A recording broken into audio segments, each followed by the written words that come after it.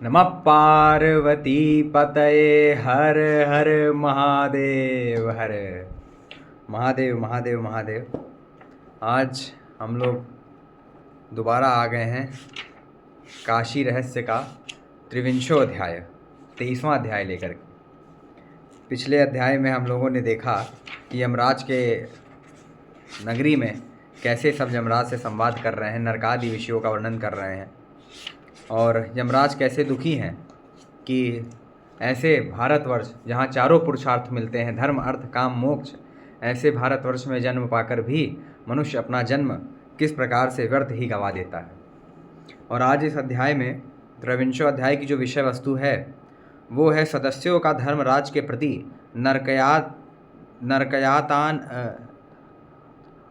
नरकयातनादि के विषय में प्रश्न। जो नरक में यातनाएं मिलती हैं उनके बारे में यमराज से आज सदस्य लोग प्रश्न करेंगे। तो बहुत ही दिलचस्प है, बहुत ही रोमांचक होने वाला है अध्याय। और बिना किसी देरी के इसको जल्दी से शुरू करते हैं। विश्वेशं माधवं ढुंडिं दंडपाणिं च भैरवं वंदे काशीं गुहां गंगा भवानी मणिकर्णिका। श्री गणेशाय नमः। अथ त्रयोविंशोऽध्यायः। ऋषि कहते हैं, धर्मराज की सभा में सभासदों ने धर्मराज से धर्म की स्थिति के बारे में क्या पूछा। श्रुति, स्मृति और पुराणों से संबंधित महासार की बात भी सुनी। पूछ रहे हैं कि क्या धर्म से संबंधित क्या बात हुई धर्मराज के उसमें सभा में। तो सूत जी क्या कहते हैं, सभासदों द्वारा जब धर्मराज से नारकीय यातनाओं के विषय में पूछा गया तब धर्मराज ने उन्हें पापों और नारकीय यातनाओं के बारे में भी अलग से कहा। अब नरकायादि की जो यातनाएं हैं उनके बारे में क्या कह रहे हैं। सदस्य कहते हैं, हे धर्मराज, पाप कितने होते हैं और उनके लिए कौन सी यातनाएं हैं, किस नरक में कौन से पापी यातना भोगते हैं, यह सब आनुपूर्वी से क्रमशः हमें सुनाइए। धर्मराज कहते हैं, हे श्रेष्ठ जनों, मन, वाणी और कर्म के माध्यम से पाप आते हैं। ना तो पापों की कोई संख्या है और ना ही यातनाओं की। छोटे छोटे पाप भी, खेल खेल में, हंसी में किए गए पाप भी, पहले उनका चिंतन, पश्चात उनका संग्रहकरण और पुनः पुनः उनको करने का प्रयत्न करने से वे उपपातक को प्राप्त होते हैं। पुनः उनका संग्रह करने से वे ही महापातक का रूप धारण कर लेते हैं। इस तरह वृद्धि क्रम से बढ़ने पर करोड़ों की संख्या में महापातक हो जाते हैं। इसलिए प्रायश्चितादि के अभाव में मनुष्य के पाप संचित होते जाते हैं और वह बढ़ते ही रहते हैं। तथापि पाप से जुड़ी हुई कुछ यातनाओं के बारे में कहूँगा। गर्भवासादि अशुभ नरक तो सर्वत्र है। देखिए गर्भवास कितना बड़ा अशुभ नरक है, यहाँ पे लिखा है। पुण्य पाप के अनुसार पुण्यात्मा व्यक्ति के लिए तो सर्वत्र स्वर्ग और पापियों के लिए सर्वत्र नरक ही होता है। मेरे आदेश से यमलोक में संयमिनी नगरी में तो यातना रूपी दुख तो होता ही है, वह तो मुखस्थान ही है। यह तो मूढ़ व्यक्ति के प्रति प्रदर्शन के लिए है। वस्तुतः यातना तो मनुष्यों को यहाँ भी मनुष्य लोक में भी प्राप्त होती ही रहती है। मोतियों के प्राप्ति के सरोवर नामक स्थान व्यवहार करने वालों द्वारा मुख्य या गौड़ रूप से कहे जाते हैं। वैसे यहाँ भी प्राणियों के भय प्रदर्शन के लिए पाप कर्मियों को पाप करने से रोकने के लिए ही मुख्य यातना स्थल के स्वरूप में यमलोक की कल्पना की गई है। विषय वासना से युक्त प्राणियों का वह निग्रह किया जाता है। वस्तुतः सर्वत्र ही यातना स्थल होता है। उन विषय वासना से युक्त लोगों के लिए पृथक पृथक यातनाओं की व्यवस्था की गई है। देहाभिमान करने से जो पाप होता है वैसा पाप तो करोड़ों गोवध करने से भी प्राप्त नहीं होता, क्योंकि गोवध करने वाले मनुष्यों की शुद्धि तो प्रायश्चितादि से हो जाती है। तात्पर्य यह है कि देहाभिमानियों की शुद्धि ही नहीं होती। देहाभिमानियों का ज्ञान तो ऋषियों के लिए भी दुर्लभ है, अर्थात देहाभिमान किस बात का कर रहे हैं यह वह भी नहीं समझ पाते। मैं और मेरा इस अभिमान के कारण ही होने वाले दुखों से व्यक्ति बार बार पीड़ित होता रहता है। देहाभिमान मतलब जिसको देह का अभिमान है, जिसने देह को ही अपनी आत्मा मान लिया है। सुख बुद्धि से देहादि में प्रवृत्त होता है, अर्थात उसको सुख का साधन मानता है। उसे ना तो ज्ञान होता है और ना ही सुख, क्योंकि जीव चेतन और देह जड़ अज्ञानवश मैं देवांश हूँ उसे भूल कर मैं देह हूँ ऐसा मानने लगता है और उसे अपने स्वरूप का ज्ञान नहीं हो पाता और सुख से भी वंचित रह जाता है। ममता यानी ममत्व, मेरा मेरा इस भाव से ग्रसित व्यक्ति व्याकुल अर्थात अस्थिर चित्त वाला हो जाता है, जिसके कारण पाप हो जाते हैं और परिणाम स्वरूप अति दारुण नरकों को प्राप्त होता है। ये यातनाएं तो गोवधादि करने वालों को भी नहीं होती। शुद्ध, दुसाध्य और अत्यंत दुर्लभ ऐसा मनुष्य जन्म प्राप्त कर इसमें होने वाली विकृति और नश्वरता को देखते हुए भी विषयों में मनुष्यों की प्रवृत्ति का होना, इससे बढ़कर और क्या पाप हो सकता है और इससे बढ़कर क्या हानि हो सकती है? कौन सी यातनाएं हो सकती हैं? और आत्मा को जड़ देह के रूप से देखना, इससे बढ़कर तिरस्कार आदि और क्या हो सकता है? देह में मैं ऐसा भाव रखने वालों को जो कष्ट होता है, वैसा करोड़ों नार की यातनाओं से भी नहीं होता। देखिए, ये है देह। धर्मराज कहते हैं कि असावधान व्यक्ति को देखकर मुझे भी उसके बारे में सोचकर डर लगता है। ये धर्मराज कह रहे हैं, सावधान व्यक्ति को देखकर मैं बार बार प्रसन्न होता रहता हूँ। देह में मैं ऐसा अहम भाव रखने वालों को होने वाले दुख का अनुभव करने पर भी पापी व्यक्ति ना तो आत्म तत्व अनुसंधान करता है और ना तो श्रीहरि का। पाप हर शिव या पार्वती भी उसकी कोई प्रवृत्ति नहीं होती, उल्टे वह अत्यधिक प्रयत्न पूर्वक पाप को ही करता रहता है। वह सहजता से आत्मस्वरूप सबके नियंता उस परमात्मा को नहीं देखता। इससे बढ़कर यहाँ पर और क्या दारुण दुख हो सकता है? पापी व्यक्ति से यदि पूछा जाए कि तुम कौन हो, तो वह मैं देह हूँ ऐसा कहता है। चक्रवर्ती सम्राट के पद पर श्रेष्ठ सिंहासन पर बैठकर अपने को दीन, चंडाल सदृश और दुख का पात्र मानता है। तात्पर्य यह है कि उस परमात्मा का अंश होकर और मनुष्य जैसा श्रेष्ठ जन्म पाकर भी देहाभिमान के कारण अपने को लाचारहीन और दुखी मान बैठा है। इस विषय में एक प्राचीन इतिहास के आख्यान को कहा जाता है, जिसमें विद्वान जन के साथ भरत का संवाद है। देखते हैं क्या है। मिथिला नरेश ऋतध्वज नाम के महान जनक राजा थे। उन्होंने देव नदी गंगा के किनारे अनेक ऋषियों को देखा, जो कर्म, ज्ञान और उपासना में रत थे और जिन्होंने अपने अपने शास्त्रों में बड़ा श्रम किया था, अर्थात वे अपने अपने शास्त्रों के श्रेष्ठ विद्वान थे। उन्होंने हाथ जोड़कर विनयपूर्वक उन महात्माओं से वेदों के तात्पर्य के बारे में पूछा। तब किसी ने दान में, किसी ने तप में, दूसरे ने तीर्थाटन में वेदों का तात्पर्य है ऐसा कहा। कुछ अन्य ब्राह्मण ऋषियों में, किसी ने यज्ञ में, किसी ने वैराग्य, किसी ने अनुभूति, किसी ने विविध प्रकार के व्रतों, किसी ने स्वाध्याय, किसी ने आश्रम धर्म पालन, तो किसी ने भगवान की सतकथा श्रवण वेदों का तात्पर्य है ऐसा कहा।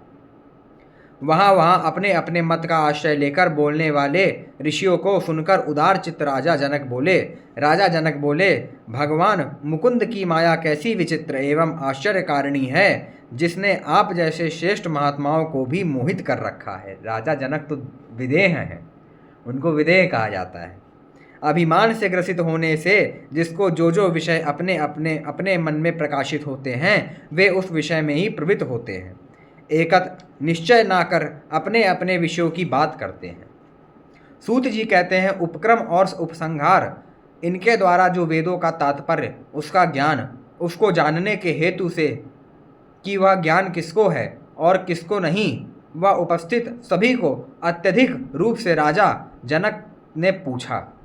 पूर्णतः वाल्क वस्त्र धारण किए हुए प्रसन्न चित्त ब्राह्मणों से युक्त गंगा तट पर भ्रमण करते हुए आए उपक्रम और उपसंहार के द्वारा जो वेदों का तात्पर्य ज्ञान है, उससे युक्त भरत बोले। तत्वज्ञानी राजा जनक ने उनका आदर किया और उन ब्राह्मण का सत्कार कर आतुर चित्त से उनके सम्मुख विराजमान हुए।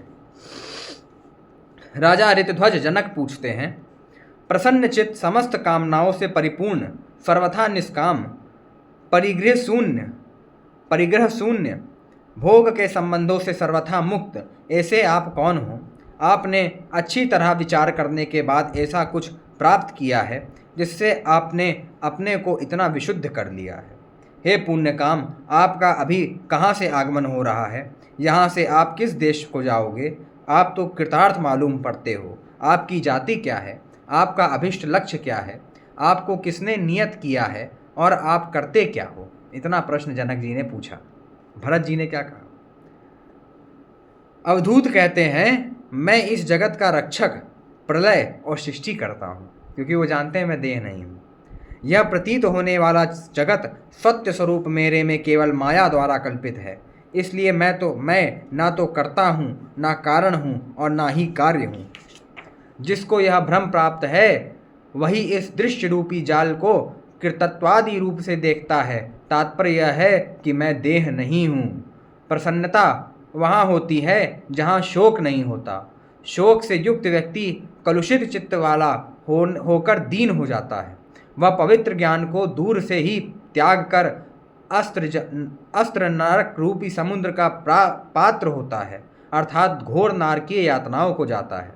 हे पूर्ण जगत का मूल कारण, रस रूप परब्रह्म श्री हरि और सनातन नित्य परानंद स्वरूप शिव, इनका आस्वादन या निरंतर सेवन कर जिनकी सारी कामनाएं पूर्ण हो चुकी हैं, ऐसे निष्काम परिपूर्ण व्यक्तियों को ये तुच्छ विषय वासनादि लेश मात्र भी सुख नहीं दे सकती।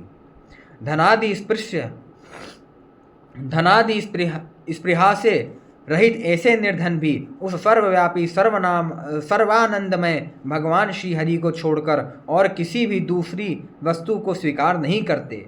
लेकिन जिसने सभी पदार्थों संन्यास ले लिया, ऐसा अकिंचन महात्मा भी यदि विषयासक्त चित्त वालों हो तो श्री हरि का आदर नहीं करता। कहने का तात्पर्य यह है कि मेरी तृप्ति तो सबके मूल परब्रह्म में ही होती है।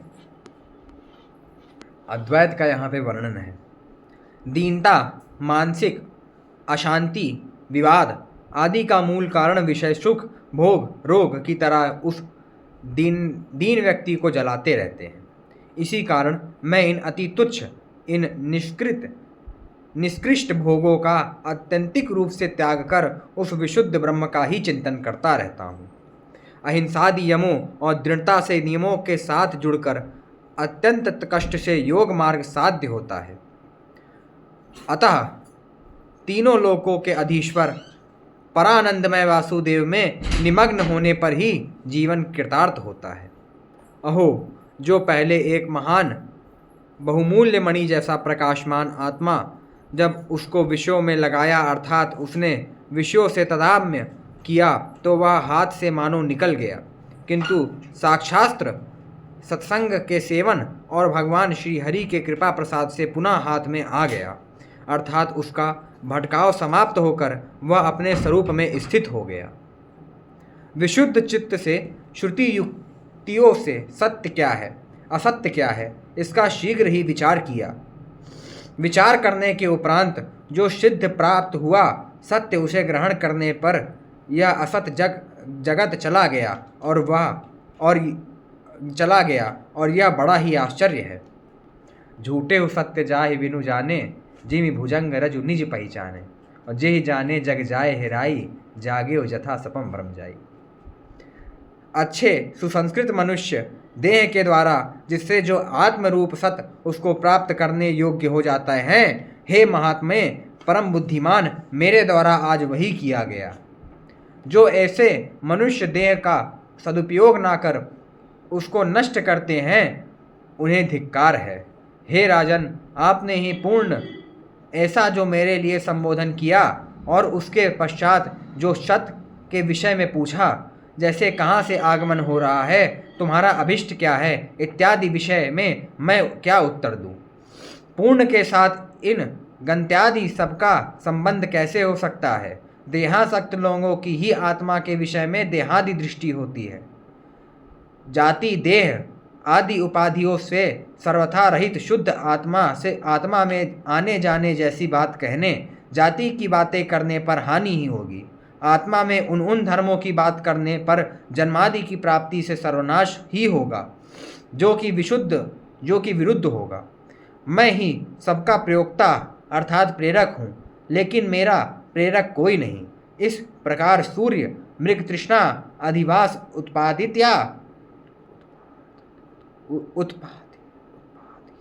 उत्पादिता है, वैसे ही मैं ही सबका प्रेरक हूँ। जनक कहते हैं, हे विप्रवर, आपके जैसी शुद्ध बुद्धि कई जन्मों में साध्य होती है। एक ही जन्म के द्वारा इस प्रकार के ज्ञान की प्राप्ति कैसे संभव हो सकती है, यह भी मुझे सुनाइए। जड़ भरत कहते हैं, इसी प्रकार पूर्व काल में देवताओं ने कैलाश के रमणीय शिखर पर माता पार्वती और स्कंद कार्तिकेय सहित विराजमान भगवान पिनाक पाणी शंकर से पूछा, यह समस्त प्राणियों को क्या एक ही जन्म में मोक्ष हो जाता है या नहीं? ऐसा है सनातन प्रभु, आप हमारे समक्ष वर्णन करें। महादेव कहते हैं, हे देवताओं, जैसा आपने प्रश्न किया है, ऐसा ही प्रश्न मैंने भगवान विष्णु के प्रति किया था कि एक ही जन्म के द्वारा मनुष्यों को ज्ञान की सिद्धि कैसे होती है। श्री विष्णु ने कहा, जब जिस किसी का जन्म क्रमशः पाप रहित एवं धर्म सहित होता है, तब उसकी आप में भक्ति और मेरे प्रति अभेद बुद्धि होती है, अर्थात वह हरि और हर में अभेद बुद्धि रखता है कि दोनों एक ही हैं। सर्वत्र अभेद दृष्टि ज्ञान देने वाली और अज्ञान का नाश करने वाली होती है। यह अभेद बुद्धि वैराग्यादि मुख्य साधनों के द्वारा ही अच्छी तरह प्रवर्तित होती है। तब बहुत समय व्यतीत होने के बाद किसी को वह प्राप्त होती है। इसलिए देवताओं के लिए भी दुर्लभ यह काशी मेरा ज्ञान गृह है। वहाँ काशी में श्रुतियों द्वारा निरूपण किया हुआ विशुद्ध ज्ञान मरण काल में उस प्राणी को एक जन्म द्वारा ही प्राप्त हो जाता है, एक ही जन्म में मोक्ष हो जाता है। मनुष्यों को महाज्ञान प्रदान करने वाला ऐसा इस ब्रह्म भूमि काशी का स्वभाव है। अन्यथा बड़े बड़े श्रेष्ठ साधनों से भी कदाचित ही वह प्राप्त होगा। यह मोक्ष विषयक महाज्ञान यह काशी नगरी अपराध विहीन व्यक्तियों को शीघ्र ही दे देती है, किंतु अपराधियों को भैरवी यातनाओं द्वारा शुद्ध हो जाने पर ही प्रदान करती है। भगवान महादेव विष्णु से कहते हैं, हे देवेश, हे जगत गुरु, मैं अपराधों के बारे में जानना चाहता हूँ। कौन कौन से अपराध हैं, उनको करने से क्या होता है और ना करने पर क्या होता है, वह सब कहिए। श्री विष्णु कहते हैं, हे सदाशिव, ब्राह्मण, क्षत्रिय, वैश्य और शूद्र, इन सभी में विशेष रूप से अलग अलग अपराध कहे गए हैं। ब्राह्मणों के लिए दान लेना, कदाचार, अपने धर्म के विपरीत आचरण, शूद्रों का अन्न ग्रहण और शूद्रों की संगति, ये अपराध है। क्षत्रियों के लिए प्रजा से द्रोह, रण में जाने में भय, पाप से भय न होने, ये अपराध हैं। चाहे जैसा चाहे जिस वस्तु का मनमाना व्यापार, कम तौलना और असत्य व्यवहार, ये वैश्य के अपराध कहे गए हैं। हे शंकर, शूद्रों के अपराध के विषय में सुने। द्विजों की सेवा ना करना, वेद पाठ करना, दान लेने में रुचि, मदिरा मांस आदि का अति सेवन, कपट से लोगों को ठगना, अपने लिए पूज्यत्व का भाव होना, सेवा ना करना और इतर वर्णों जैसा वेश धारण कर लोगों की वंचना, ये सब शूद्रों द्वारा होने वाले अपराध हैं। ब्राह्मणादि इन सभी वर्णों के द्वारा इन सभी बताए गए पृथक पृथक अपराधों से बचना चाहिए। काशी में अपने या दूसरे किसी के भी विरुद्ध आचरण नहीं करना चाहिए। अचितेंद्रीय व्यक्ति विरुद्धाचरण द्वारा विष्णु, शिव और काशी में भी द्रोह करता है। जो काशी दर्शन करने मात्र से पाप संग्रह के प्रवाह को स्मरण करने से सैकड़ों जन्मों के पापों को हरती हैं, काशी का स्पर्श करने से लाख जन्मों का पाप नष्ट कर देती हैं। काशी सबसे बड़ी माता है और समस्त पापों का हरण करती हैं। न काशी सदृशी माता गर्भवास प्रणाशिनी। सैकड़ों जन्मों से पिता माता का द्रोह करने वालों के लिए भी काशी सर्वदा सुख देने वाली है। ऐसी काशी का कौन विरोध करेगा। तात्पर्य यह है कि माता जिस प्रकार अपने किसी भी बालक का तिरस्कार नहीं करती, वैसे ही काशी अधम जनों का तिरस्कार नहीं करती। माता के साथ काशी की समानता होने पर भी कहीं कहीं नहीं भी है। इसलिए ही काशी में रहकर काशी से द्रोह करने के लिए कोई प्रायश्चित नहीं है। माता तो गर्भवास देती हैं। ये देखिए, जनन्या सहनो काशी लभेद दुपमिदम क्वचित धारिये जननी गर्भे काशी गर्भाभिमुच्यते। माता तो 9 महीने गर्भवास देती है, परंतु काशी गर्भाभिमुच्यते, काशी गर्भवास ही छुड़ा देती है। गर्भवास प्रदा माता काशी गर्भ विनाशिनी। माता तो गर्भवास प्रदान करती हैं, किंतु काशी गर्भ में बार बार अनेक की परंपरा का विनाश कर देती हैं, आने की परंपरा का विनाश करती हैं, अर्थात रोकती हैं। सतशास्त्रों और गुरु के प्रति समर्पित रहने वाले विवेकी जनों के द्वारा क्या काशी से द्रोह किया जाएगा? अर्थात नहीं। जिस प्रकार देह में स्थित मलमूत्रादि नरकों से दूषित पुत्रों का क्या माता के द्वारा तिरस्कार किया जाता है? अर्थात नहीं। वैसे ही पाप कर्मों को करने वाले अधम पुत्रों का भी काशी तिरस्कार नहीं करती। कहा गया है ना, आदि शंकराचार्य जी ने कहा है, कुपुत्रो जायते क्वचिद विमाता कुमाता न भवति। धर्म विषयक वासना सुख देने वाली और भय दूर करने वाली होती है। तो फिर क्या धर्म करने वाले काशी में सुख नहीं प्राप्त करेंगे? अर्थात करेंगे। धर्म मेरा ही स्वरूप होता है, इस कारण धर्म का त्याग ना करें। मेरा स्मरण करने से धर्मवान और विस्मरण होने पर पाप युक्त होगा। जब जब जीव मेरा विस्मरण करता है, अर्थात मुझे भूल जाता है, तब तब मैं उसे अत्यंत दूर चला जाता हूँ। जब जब वह मेरा भक्त महात्मा मेरा स्मरण करता है, उसी समय मैं उसका बंधु उसके भीतर हृदय में प्रवेश करता हूँ। जब जब कोई व्यक्ति जिस किसी संगति से उसका स्मरण करता है कर अपने भीतर विकार से प्राप्त होता है, तब तब वह तदाकारता को प्राप्त होता है। ऐसा सर्वत्र लोक एवं वेद में कहा है। महात्मा अपने संपूर्णतर पुण्यों से मोह रूपी अंधकार को दूर कर महानंदमय मन से सर्वव्यापी माया को दूर करने वाले, मोक्ष देने वाले और समस्त पुरुषार्थ के साधन भूत ऐसे मुझको भजें। दुरात्मा दुष्ट मन वाला मक्खी की तरह महात्मा के भ्रमर के समान होता है। जैसे मक्खी कस्तूरी की सुगंध को छोड़ शीघ्र ही मवाद में रमती है, वैसे ही दुरात्मा मेरे को छोड़ विषय में आसक्त होता है। मैं प्रसन्न होकर काशी को देता हूँ, विष्णु भगवान कह रहे हैं, जबकि अन्य पदार्थ सेवन करने से निश्चय ही गर्भवास प्राप्त होता है। इस कारण मोक्ष की इच्छा रखने वाला मुमुक्षु अच्छी तरह विचार प्रयत्न पूर्वक मोक्ष हेतु मुझको भजे। हितकारक वेदांत सार अनेक बार मुझे स्मरण किया गया, फिर भी मैंने अनेक प्रकार के भोग और अपने ऐश्वर्य को भी प्रकाशित किया, जिसके परिणाम स्वरूप मेरे अभिमान की वृद्धि हुई। धन और धान्य का भी अच्छी तरह सेवन किया। यह सब मैंने सुख बुद्धि से किया।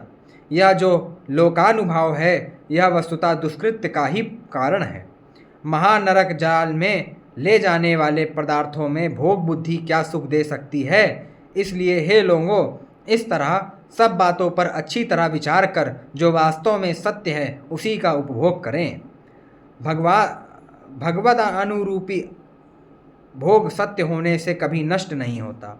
यह उसको प्राप्त करने में कहीं भी कष्ट नहीं होता। इसमें ना तो किसी से द्वेष होता है और ना ही ईर्ष्या। इसमें कोई लेन देन की बात भी नहीं होती। भगवान विष्णु कहते हैं कि आप सभी सुने, यदि आपका पुण्य है और यदि आपके पापों का क्षय हो चुका है, तो ना तो अधिक लालसा होगी, ना धन की आकांक्षा होगी, ना पाप में प्रवृत्ति होगी और ना काल की बाधा ही होगी।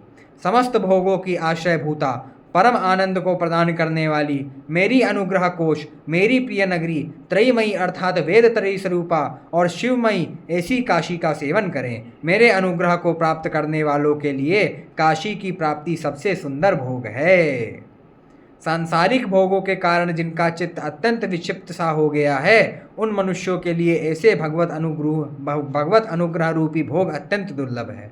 हे महादेव, भगवत अनुग्रह रूपी भोग का उपदेश ब्रह्म ऋषियों को देकर पश्चात उनके द्वारा गर्भवास योग्य करोड़ों लोगों को कृपापूर्वक उपदेश किया गया। श्री महादेव कहते हैं,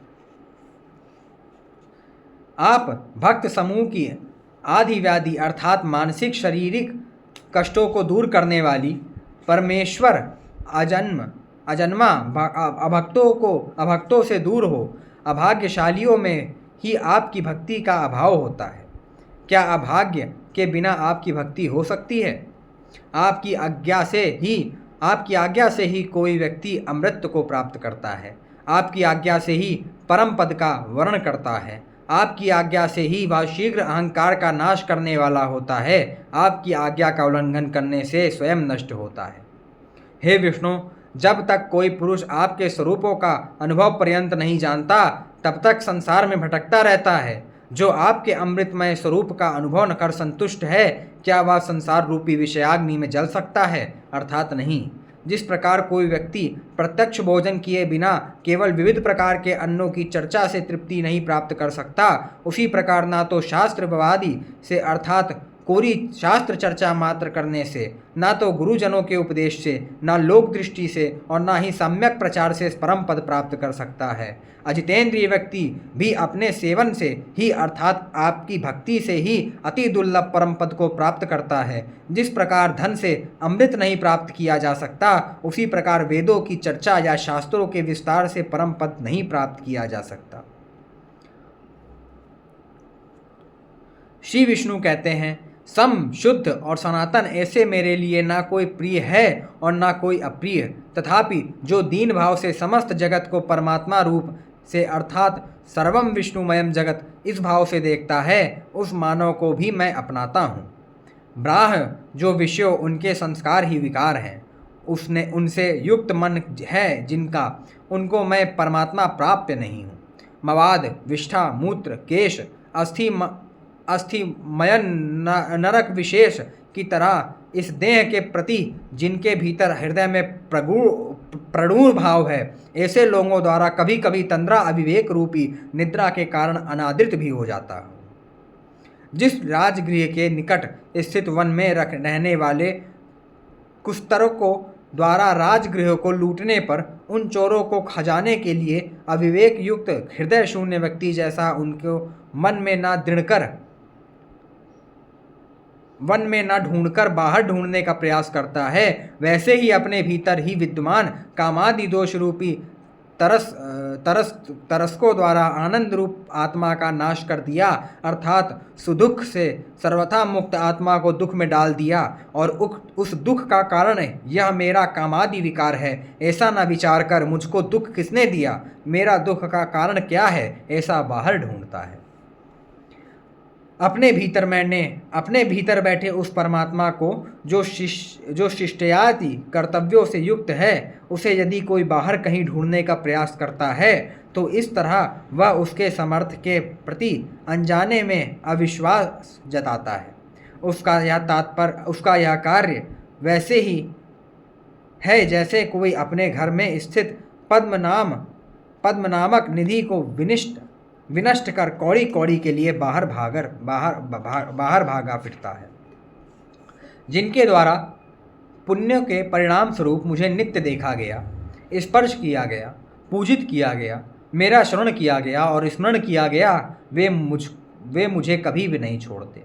विशुद्ध अमृत पीने के बाद कोई भी आसाव पीना नहीं चाहता। हे महादेव, मेरे में क्या नहीं है और मैं क्या नहीं कर सकता, अर्थात मेरे में सब कुछ है और मैं सब कुछ कर सकता हूँ। अतः सब कुछ देने में समर्थ पापहारी ऐसे मेरे में प्रेम करे। यदि मुझको प्राप्त करना चाहते हैं तो इसी प्रकार प्राप्त कर सकते हैं, अन्यथा नहीं।